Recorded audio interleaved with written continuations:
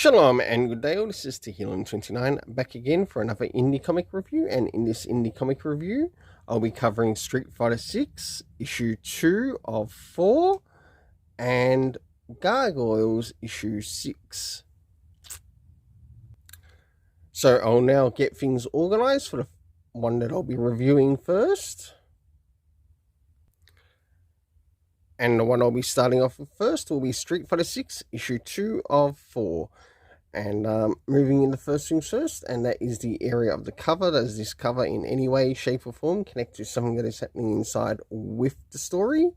In some essence it does, but overall rating for this, I give a 7 out of 10, as we do get to see some of these characters, but not all of them. So now it's time to move into the internal art, and also what's happening story-wise. So as the beginning of the story begins, we have the person known as Johan Petrovich, who heads the NGO, which is sort of like a anti-terrorist unit. He does somewhat feel a little bit shady. And of course we've got Chun-Li here as well, and doing her part in the investigation. And then we get to catch up with Ken Masters' son, Mal Masters, who is with Luke Sullivan. Oh, the one earlier wasn't Chun-Li, it was someone else. I didn't get their name, but it would be nice to see the characters' names being addressed in this story a little bit more often. But overall, let's move to the next part. As we start to jump towards the middle of the story, we have Ken Masters, who has been picked up by Chun-Li, and he's wondering what happened to his friend Jackson, who also is like a bit of a bodyguard of his as well, who also looks out for him. And of course, questions come up in relation, like, is his son okay? Because he was also meant to play a part in regards to this tournament, and they were going to sort of like do a bit of a ceremony of sorts together. We return back to Luke Sullivan, only to now find out that he still has to look out for Mal Masters, who is Ken Masters' son. And now he has to sort of like do a bit of investigation of his own, seeing that he's being asked to escort Mal Masters to the tournament location in Nashal. So for the internal art, with it working with the story, I give it a 7.5 out of 10. Now it's time to move into the area of the story. The first area that I wish to cover is the area of time, to which we got no real indication as to when things were playing out. It wasn't even pointed out if it was AM, PM. No, it still would not hurt to include it in the story. The location we had in the story was in Nashal, and we also had the martial arts arena come up. But we also looked like we had the Ken Masters Foundation show up as well, or play a part too.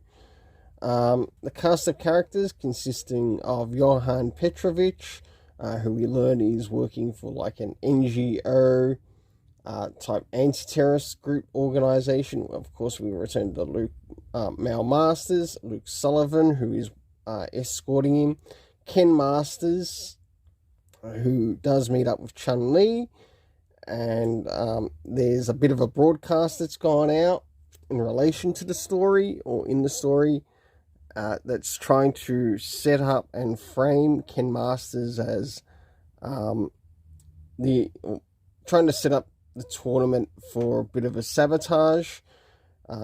She in turn contacts Li Fen, who lets her know that the broadcast, and she seems to have a bit of information or work in the area of IT herself, and maybe even know about deepfake and AI technology.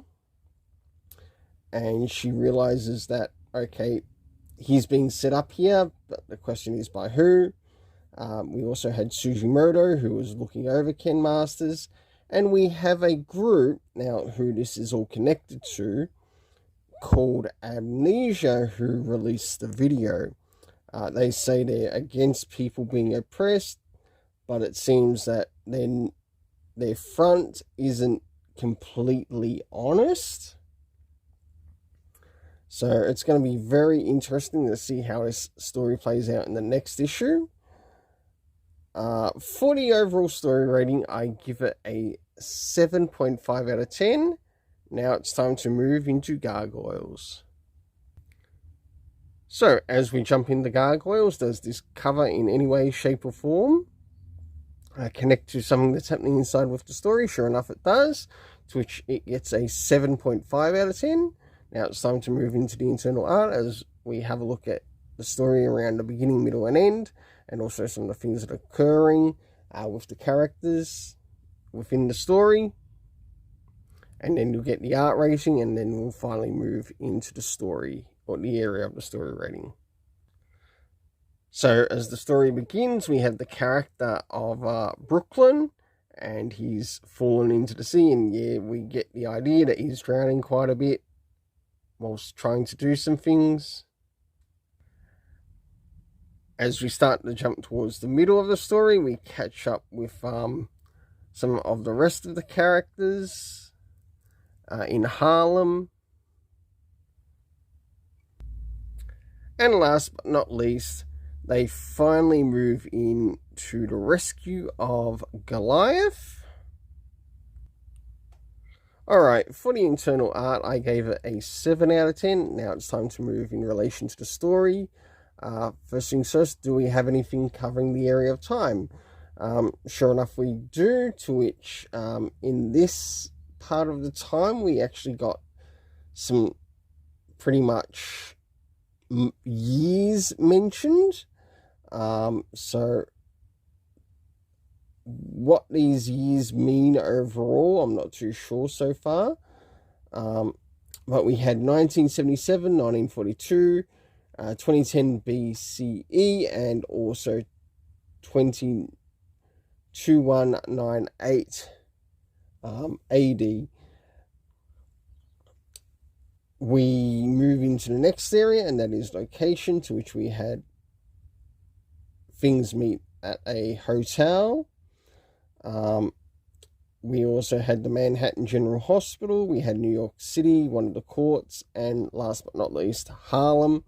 The cast of characters consisting of Brooklyn, Goliath, the Choi and Sanchez families, Peter Choi and Rosario Sanchez. We had Volkov, who's connected to the Russians in the story. We also had Antoinette Dracon and someone else I've written really bad. Oh, Broadway. The character known as Broadway. For the overall story rating for this, I gave a 7 out of 10, as I felt like it dropped in its quality, in its storytelling. It was a little bit hard to know which character was which. It would be nice to see these characters addressed by their names, at least in each issue. And at least in certain situations, so you don't forget who they are. But the overall story rating, I give a 7 out of 10. Until then, let's keep it colourful and have yourself an awesome day.